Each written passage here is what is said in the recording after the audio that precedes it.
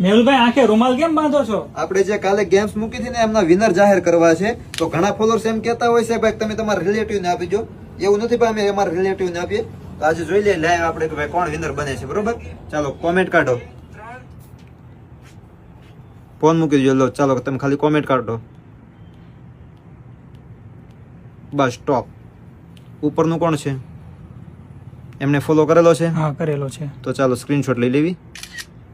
ચાલો નેક્સ્ટ આગળ જો. બીજા સ્ક્રોલ કરો આગળ.